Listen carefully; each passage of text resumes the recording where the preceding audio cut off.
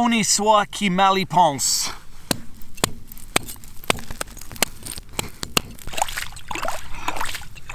All right, and the lighting is terrible, so I'm gonna have to switch angles.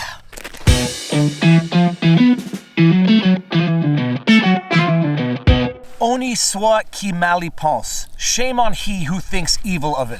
It's a British expression. It's found on the British coat of arms, the British passport, and it's in French. What gives? First of all, I'm fishing. Yesterday, check this out. Yesterday, I found a dead fish in the ice and chopped it out with the axe.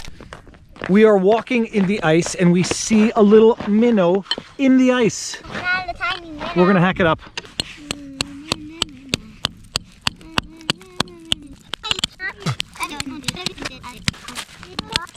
It's coming out. There we go.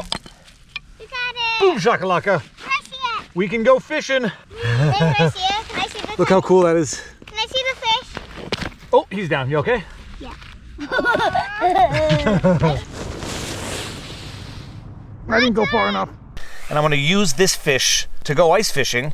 I think there's very little chance that I'm actually going to catch a fish with it, but it would redefine catch and cook. It would be find, catch, and then possibly cook if the fish is big enough. So let's try. So what does it mean, Honi Soit Qui Pense? First of all, I love the expression because I use it all the time in law. But how did a Middle French expression become something of an English expression? It goes back to British 14th century when King Edward III reigned over part of France. At that time, French was still spoken in the courtrooms in the aristocracy, but English was spoken among the peasants. One of the explanations of the origin of the expression is to the effect that King Edward was dancing with his first cousin and people were saying, "Oh, that's so disgusting." And he then said, "Honi Soit Qui Pense." Shame on anyone who would think evil of something so innocent. And why do I love the expression so much? It is such a versatile expression. In its most simplest form, shame on anyone who would think evil of something so innocent. It is beautiful in its simplicity. Why would anyone see evil in something simple, beautiful, and innocent? And shame on anybody who would see evil in something beautiful, simple, and innocent. But there's another more complex psychological aspect to that expression, and it goes back to the concept of projection. I was involved in a file where opposing counsel accused me of something rather serious, and that was the first time I discovered the expression. I go talk to my father and I said, "Dad, this guy just accused me of something," and he said, "Honi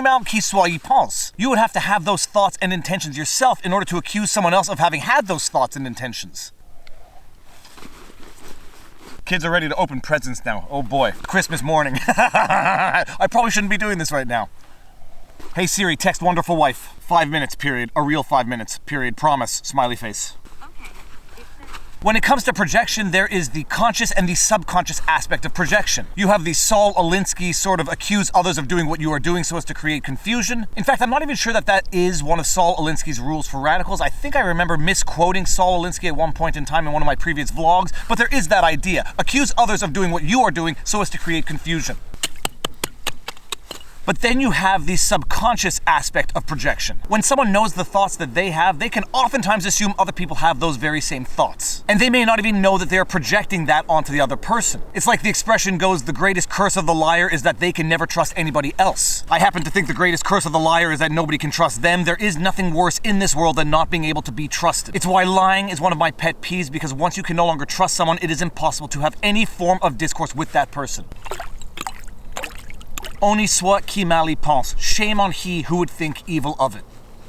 And it's something to be aware of for yourself when you are making accusations of others. Are you making those accusations of other people because you have had those thoughts yourself? If you are making those accusations of others because you are playing some sort of Saul Alinsky, accuse your adversaries of doing what you are doing in order to create confusion, well then you have your things to deal with in life. But when judging something negatively, always reflect on your first reaction as to why you are judging that thing negatively. Alright, and on that note, I'm not going to cash anything right now because I'm not in deep enough water and I had better get back to open some presents, or it may be my last Christmas morning. Okay, let's go.